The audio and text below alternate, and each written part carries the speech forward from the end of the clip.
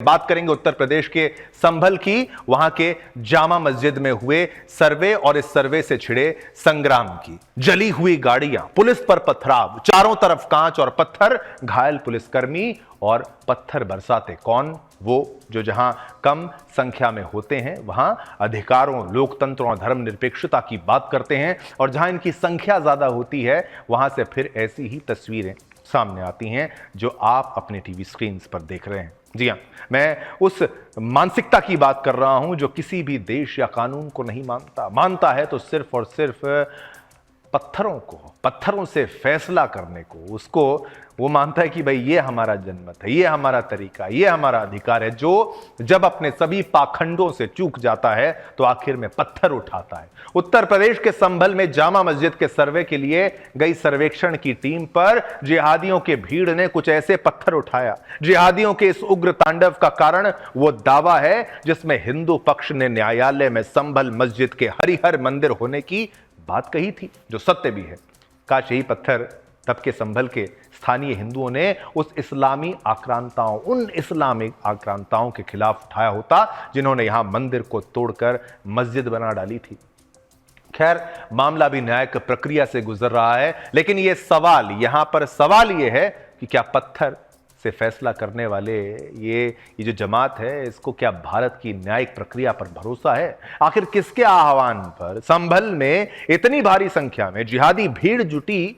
और सबसे जरूरी सवाल ये कि और इस घटना को समाजवादी पार्टी राजनीतिक रूप से भुनाने में लगी हुई है। क्या आवश्यकता है समाजवादी पार्टी आपको करना चाहिए क्या? ऐसा नहीं करना चाहिए। उत्तर प्रदेश के संभल जिले में रविवार को यानी 24 नवंबर 2024 को जामा मस्जिद का सर्वे करने गई प्रशासनिक टीम पर मुस्लिम भीड़ ने हमला कर दिया था।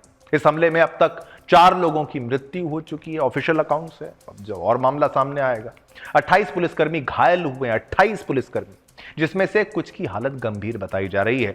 पुलिस ने दबिश देकर कई उपद्रवियों को गिरफ्तार किया है, जिसमें महिलाएं भी शामिल हैं।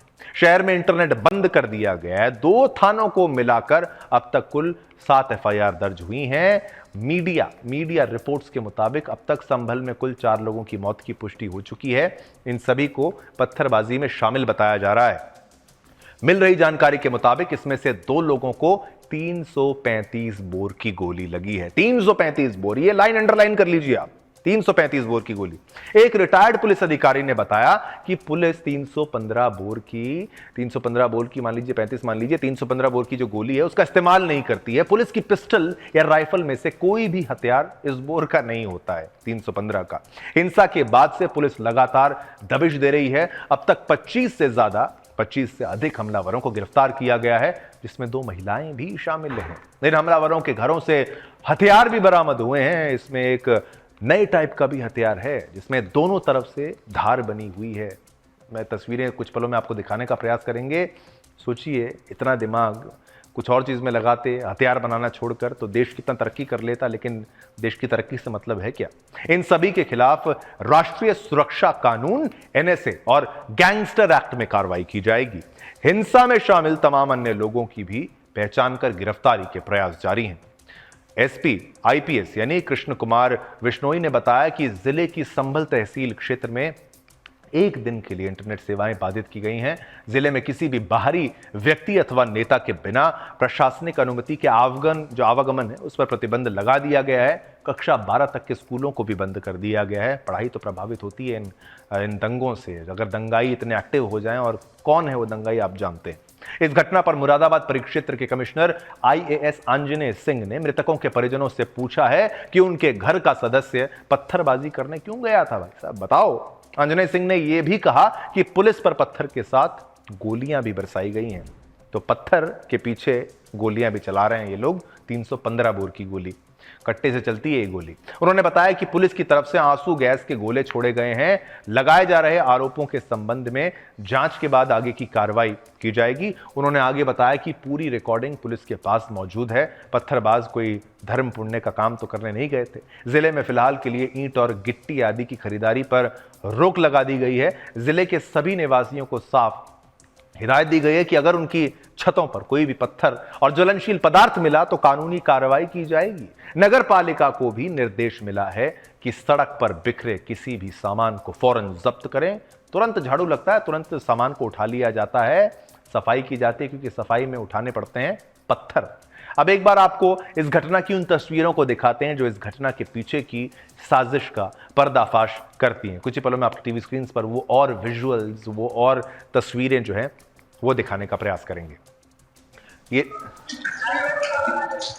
ये लीजिए, सड़कों पर पत्थर। ये पुलिस वाला, जिस पुलिस वाले ने कोई हेलमेट नहीं पहना है, ये देखिए, ये पत्थर हवा में उड़ता हुआ, इसको टारगेट करके आप मार सकते हैं क्या पुलिस वाले को पत्थर?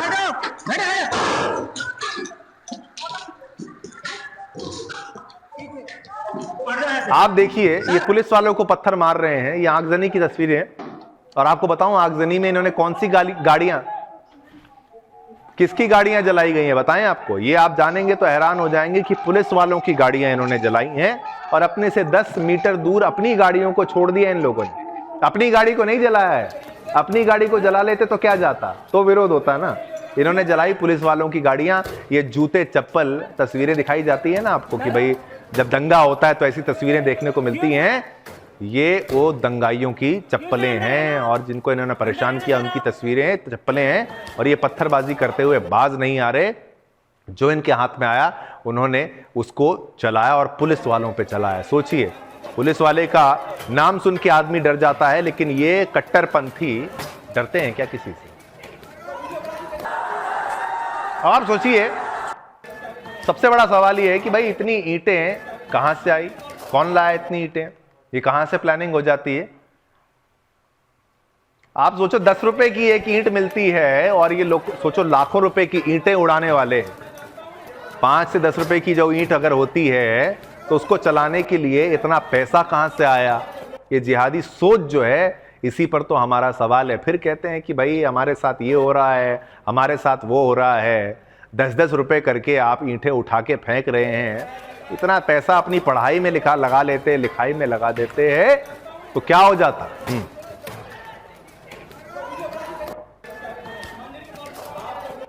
और आप ये भी सोचिए कि आप सुदर्शन सूत्रों के हवाले से जानने का प्रयास करिए कि भाई ये ईंटें कहां से आई। ये प्री प्लानिंग। और ये देखिए, पूरा एक सोचिए, एक ट्रॉली में भर के ये पीछे जो ईंट आप देख रहे हैं, चट्टा जो होता है ईंट का, वो पूरा चट्टा का चट्टा 2000 से ज्यादा 3000 तक ईंटें आप समझ सकते हैं इसमें होंगी। मतलब पूरा असला बारूद है इनके पास तैयार लड़ाई का। मतलब इनके पास अगर ग्रेनेड हो तो ग्रेनेड भी चला दें ये लोग। कहां से आया इतना पत्थर, ये चट्टा कहां से आया है? अब कोई अगर यहां मकान बन रहा हो तो भी बात है, कोई कंस्ट्रक्शन हो रहा हो तो भी बात है, लेकिन ये सब कुछ तैयारी से किया गया सर्वेक्षण के बाद। और सर्वेक्षण के दौरान इनको पता था कि हमें लड़ना किससे, इनको प्रशासन से लड़ना था, प्रशासन से लड़ाई करनी थी, प्रशासन से लड़ने की तैयारी इनकी थी। और ये तैयारी भी आप देख सकते हैं, इन हजारों ईंटों में इनकी तैयारी दिखती है। इनकी घरों की छतों पे पड़ी ईंटों से इनकी तैयारी दिखती है। और इसी तैयारी से बचने का प्रयास आपको करना है। थक गए हम बता बता के, ये जो आपने प्यार मोहब्बत का चश्मा लगाया है। अब ये देखिए, ये ईंटें उठा के प्रशासन इसलिए ईंटें उठा रही है। ये आप देखिए, ये जो फावड़े से ये नई ईंटें उठाई जा रही हैं। ये कोई पुरानी ईंटें नहीं है, ये भट्टी से निकली हुई ताज़ा ईंटें जो हैं कि भाई कोई किसी का मकान बन रहा होगा, बेचने वाले को भी नहीं पता होगा कहाँ जा रही होंगी ईंटें। उसे क्या पता होगा, पुलिस वालों का सर फोड़ने के लिए, उनकी हत्या करने के लिए ये ईंटें तैयार की गई होंगी। और प्रशासन और सुदर्शन बार बार इस बात की पुष्टि करता है, बार बार ये एक तरीके से अनुरोध करता है कि किसी का अगर मकान बन रहा है फिर तब बात है। अगर किसी का मकान बन रहा है तो, और ये आप जानिए अगर ये ईंटें आई तो आई क्यों, कौन लेकर आया, ये सवाल जो है मैं इसके साथ आपको छोड़ता हूं कि आप सोचिए, आपको इस बारे में सोचने की आवश्यकता है कि भाई ये ईंटें लाई गई तो क्यों लाई गई।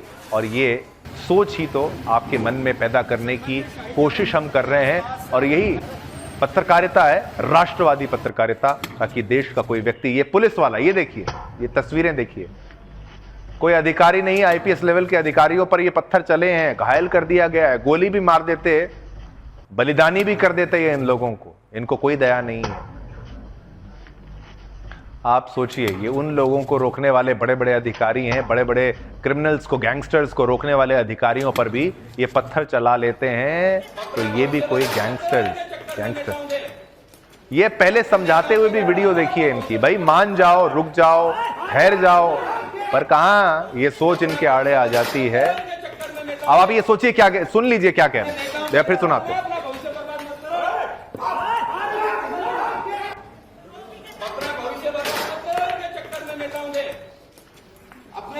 ये लीजिए, इन्होंने कहा कि भाई नेताओं के चक्कर में अपना भविष्य मत खराब करिए, नेताओं के चक्कर में मत पड़िए, और ये समझा रहे थे इनको, पर इनको क्या पता है, पुलिस वाले साहब को क्या पता है कि भाई नेताओं के चक्कर में नहीं है, किसी और ही चक्कर में है। उसी चक्कर में ईंट, और देखिए पूरी की पूरी ईंट इनके ऊपर, पॉज करके आपको दिखा रहे हैं कैसे इनके ऊपर ही जो ईंट है वो बरसा दी गई।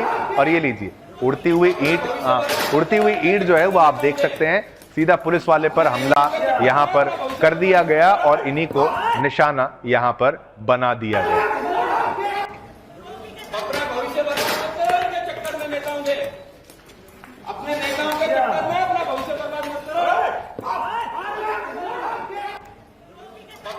जैसा कि एक बार फिर से आपको मैं याद दिला दूं कि 315 बोर की जो गोली चली है, ये पुलिस वालों के पास 315 बोर की गोली नहीं होती, ये कट्टे से चली हुई गोली है, जो इन्हीं कट्टरपंथियों ने आपको जो है वो बिल्कुल वही तस्वीरें आपको दिखाई। चलिए,